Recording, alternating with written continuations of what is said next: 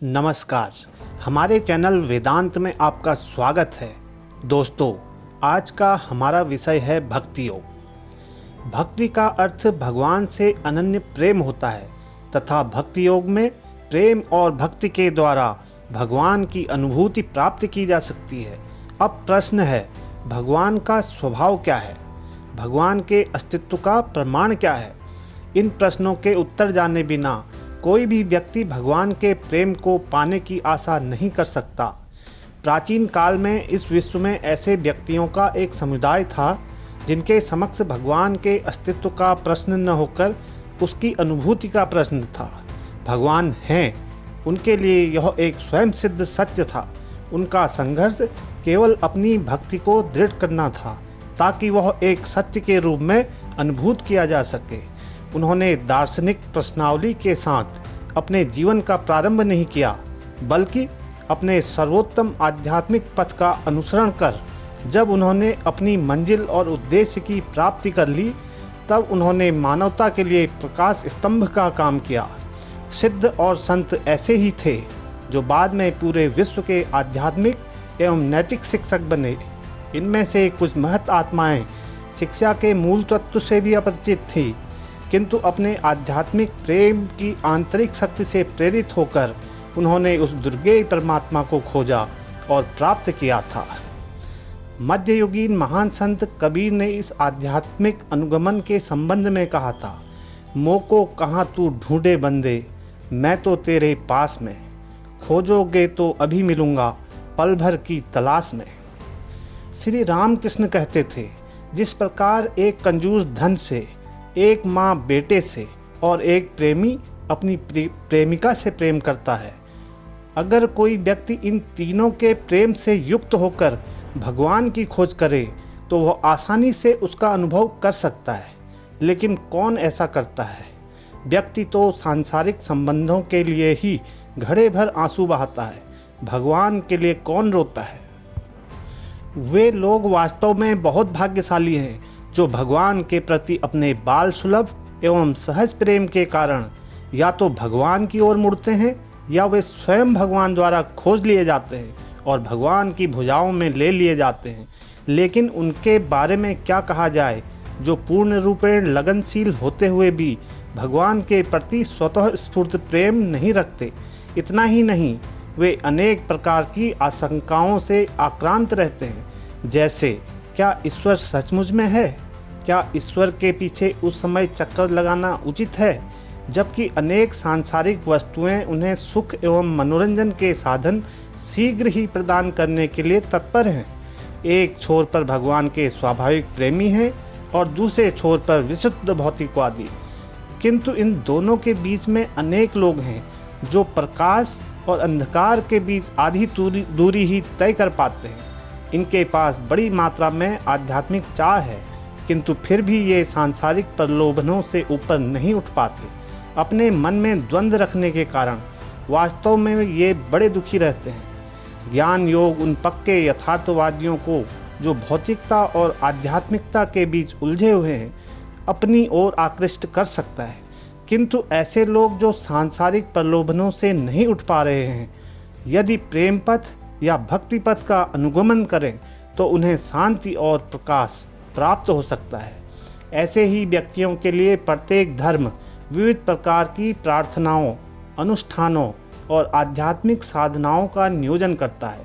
धार्मिक अनुष्ठान आध्यात्मिक नौसिखियों के लिए एक प्रकार का बाल विद्यालय है, जिसमें विविध प्रकार की भगवत पूजा तथा संतों और साधुओं की वाणियों से युक्त धार्मिक ग्रंथों के पाठन का विधान होता है। अधिकांश आध्यात्मिक साधकों के लिए आध्यात्मिक जीवन का पथ लंबा और कष्टप्रद होता है।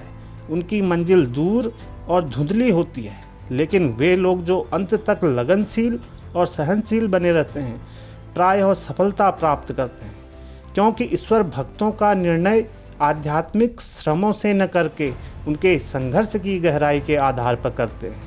आध्यात्मिक जीवन में कभी कभी ऐसा होता है कि जब मंजिल बहुत दूर दिखलाई पड़ती है, तब ईश्वर जो वहीं कहीं से किसी कोने में खड़े इंतजार कर रहे होते हैं, अपने आकांक्षी के सामने प्रकट हो जाते हैं। सामान्य रूप से प्रार्थना भक्ति की पहली सीढ़ी है।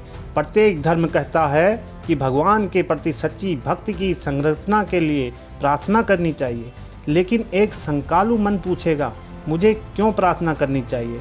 मैं कैसे भगवान की प्रार्थना कर सकता हूँ, जबकि न तो मैंने उसे देखा है और न ही जाना है। और भला इसका प्रमाण ही क्या है कि मेरी प्रार्थना कभी सुनी भी जाएगी और उसका जवाब भी मिलेगा। यह निस्संदेह सत्य है कि बिना ईश्वर को जाने उसकी प्रार्थना करना कठिन है। लेकिन यह उतना ही सच भी है कि बिना प्रार्थना और उत्कट लालसा के कोई व्यक्ति भगवान को नहीं जान सकता। यह सर्वप्रथम तो विरोधाभास सा लगता है, लेकिन यह विवाद तुरंत ही शांत हो जाता है जब संदेहशील व्यक्ति महान संतों एवं दृष्टाओं के प्रमाणों में विश्वास करने लग जाता है, जो यह कहते हैं, हाँ, ईश्वर प्रार्थनाओं का उत्तर देते हैं और कोई भी प्रेम एवं निस्वार्थ भाव से की गई प्रार्थना व्यर्थ नहीं जाती।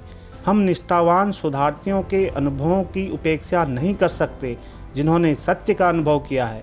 अगर हम ऐसे व्यक्तियों के वाणियों में विश्वास करने में कठिनाई का अनुभव करते हैं जो सुदूर अतीत में रहते थे, तो हमारे समकालीनों में भी ऐसे व्यक्ति अवश्य प्राप्त हो सकते हैं जो प्रार्थना के महत्व के साक्षात प्रमाण हैं।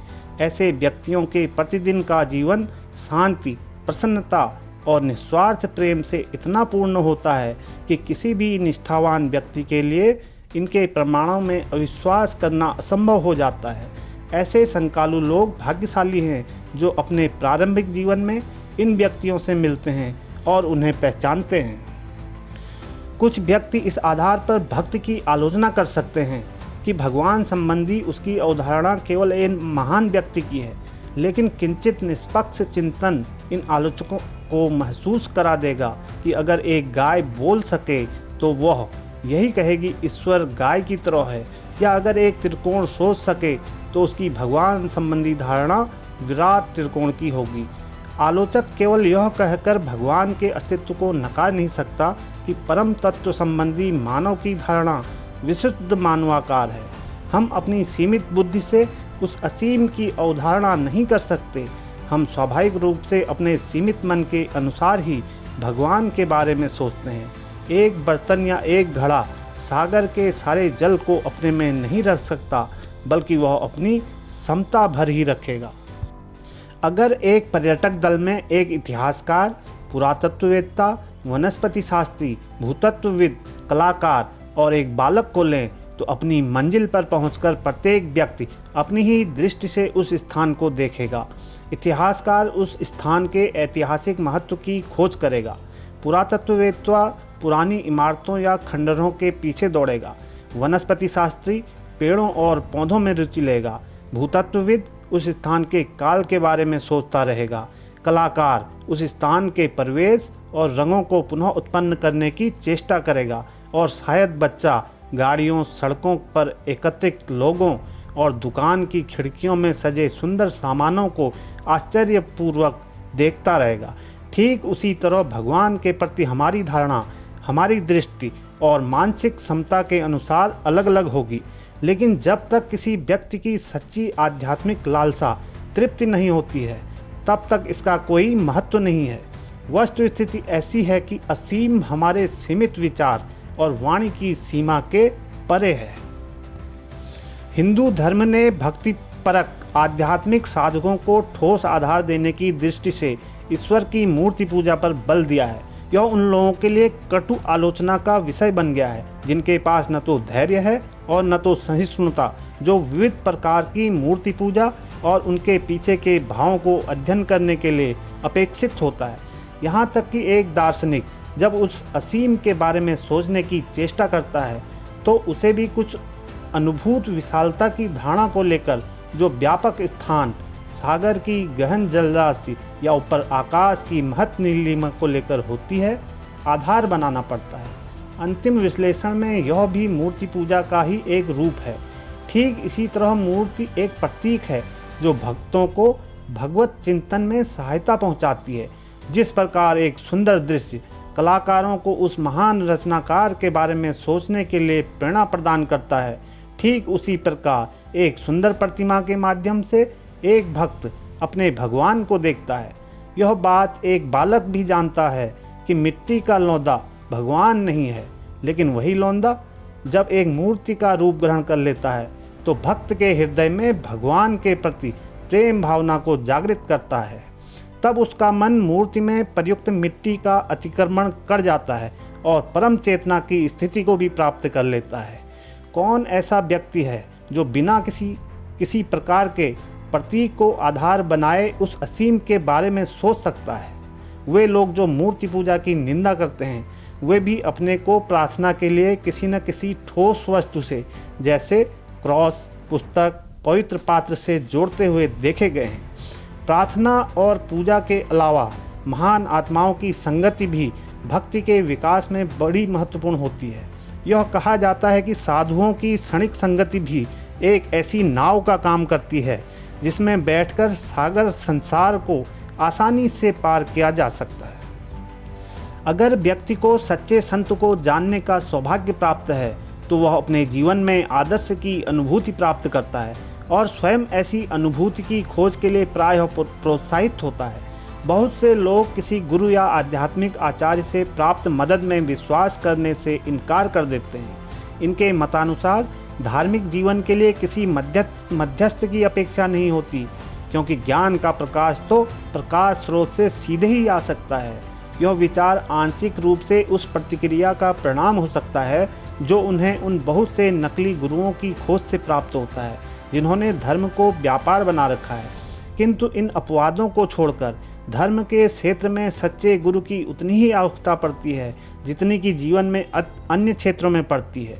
यद्यपि सैद्धांतिक रूप में एक व्यक्ति बिना किसी गुरु के भी शिक्षा प्राप्त कर सकता है, फिर भी प्रायः लोग अपने बच्चों को स्कूलों और कॉलेजों में भेजते हैं। ठीक इसी तरह बिना किसी बाहरी मदद के भगवान की अनुभूति निस्संदेह संभव है, किंतु ऐसी संभावना बहुत ही कम लोगों तक सीमित रहती है। अन्य सभी महात्माओं की मदद पर ही निर्भर करेंगे। वह भक्त सचमुच ही भाग्यशाली है जिसे ऐसा गुरु मिलता है जिसे साक्षात्कार हो गया हो या परम पुरुष हो, क्योंकि ऐसे गुरु केवल शिक्षा ही नहीं देते बल्कि अपनी शिष्यों में शिक्षा के पालन हेतु शक्ति का संचार भी करते हैं। ऐसे आध्यात्मिक आचार्यों के शब्दों में दृढ़ विश्वास रहता है जो दूसरे साधनों से प्राप्त नहीं हो सकता, और शिष्य ऐसे गुरु से दीक्षित होकर कभी अंधेरे में भटकता नहीं है बल्कि कठिन से कठिन पथ पर अग्रसर होता है। ऐसी आध्यात्मिक शिक्षक से एक बार संपर्क हुआ नहीं कि साधक की मंजिल प्राप्ति का विकास निश्चित हो जाता है।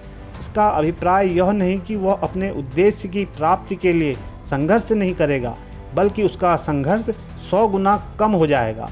ऐसे सच्चे गुरु से मिलने के बाद भक्त की मार्ग और मंजिल संबंधी शंकाएं एवं हिचक दूर हो जाएंगी और उसका एकमात्र उद्देश्य साधना के पथ पर, चाहे वह कितना ही कठिन क्यों न हो, पहुंचना होगा और मंजिल को प्राप्त करना होगा। यह साधारण बात नहीं है। दूसरे साधक जहां सागर में बिना पतवार और कुतुबनुमा के हैं, वहां भाग्यशाली शिष्य के जहाज को पार लगाने के लिए तथा सुरक्षित ढंग से उसे पार पहुंचाने के लिए अनुभवी कर्णधार प्राप्त है। तथापि वह साधक जो सच्चे गुरु के तलाश में है, अगर थोड़ी देर के लिए असफल होता है तो उसे निराश नहीं होना चाहिए। अगर वह लगनशील है तो निश्चित रूप से उसे मदद मिलेगी जिसकी उसने किंचित आशा भी नहीं की होगी, जैसा कि अतीत में कई घटनाओं में हुआ है। एक बार निश्चित है कि भक्त जिसके मन में प्रभु प्राप्ति के लिए उत्कट लालसा है, वह अपने प्रयास में तमाम विघ्नों के बावजूद भी प्रगति करेगा, किंतु मंद साधक सर्वोत्तम साधनों के रहते हुए भी ऐसा नहीं कर पाएगा। भक्ति योग की साधना में ये प्रार्थनाएं सुसंगति और जप के बावजूद केवल प्रारंभिक सोपान है। मुख्य वस्तु भक्ति को प्राप्त करना है। एक बार जब भक्ति से प्राप्त कर लेता है तो वह सुरक्षित हो जाता है और उसकी सफलता निश्चित हो जाती है। अगर प्रयास और संघर्ष के माध्यम से कोई व्यक्ति नदी की मुख्य धारा तक पहुंच जाता है तो उसके बाद वह धारा ही शीघ्रता के साथ उसे अपने साथ ले चलेगी। किसी गर्मी के दिन में जब तक हवा बंद रहती है तभी तक व्यक्ति को पंखे की आवश्यकता रहती है, लेकिन जो ही वहाँ प्राकृतिक हवा बहने लगती है त्यों ही वहाँ नकली सहायता की अपेक्षा नहीं रह जाती। वह भक्त जिसने अपने मन में सच्ची भगवत भक्ति का विकास कर लिया है, कभी भी गलत कदम नहीं उठाएगा।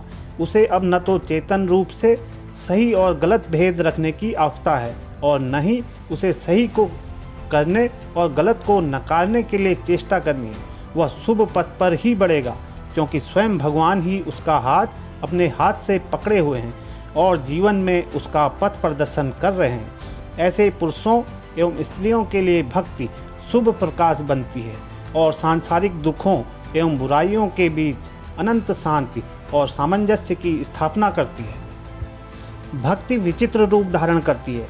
कुछ भक्त भगवान को पिता के रूप में, कुछ माँ के रूप में और कुछ बालक आदि के रूप में देखते हैं। यह तब तक चलता है जब तक कि सारी सांसारिक साधन भक्त के स्वभावानुसार प्रयुक्त नहीं हो जाती। यहाँ कुछ ऐसे लोग भी हैं जो भगवान के प्रति अपनी सही धारणा को परिभाषित करने में अपने को असमर्थ पाते हैं। उनके लिए ईश्वर जैसे पिता हैं वैसे ही माँ हैं। वे उनके लिए मित्र और स्वामी भी हैं। ऐसे भक्तों के लिए भगवान सारे सांसारिक प्रेमों का सतगुना पूंजीगत रूप है। जब एक विशेष भक्त ऐसी उत्कट भक्ति का विकास कर लेता है, तब उसे न तो दीर्घ जीवन की लालसा रहती है और न मृत्यु का कोई भय। सारे सांसारिक खजाने उस तुच्छ प्रतीत होते हैं और उसे अपनी ओर आकर्षित नहीं कर पाते। शरीर में रहते हुए भी वह शरीर ज्ञान से ऊपर उड़ जाता है। जीवन और मृत्यु, लोक और परलोक की विभेदक रेखा उनके लिए गायब हो जाती है और उसके लिए इन सबों का कोई अर्थ नहीं रह जाता। वह जानता है कि वह जहाँ कहीं भी है वह ईश्वर का है, जो सर्वव्यापी, त्रिकालदर्शी और सर्वशक्तिमान है। अगर वह जीता है तो मानवता के लिए वरदान बनता है और वह ऐसी ज्योति प्रज्वलित करता है जो उस पथ पर चलने वाले दूसरे भक्तों को शाश्वत रूप से प्रकाशित करती है। वह मृत्यु में भी अमरत्व प्राप्त करता है, क्योंकि वह भगवान के सभी सच्चे प्रेमियों के हृदय में विराजमान रहता है। दोस्तों, आज के लिए इतना ही। मिलते हैं एक नए विषय के साथ। धन्यवाद।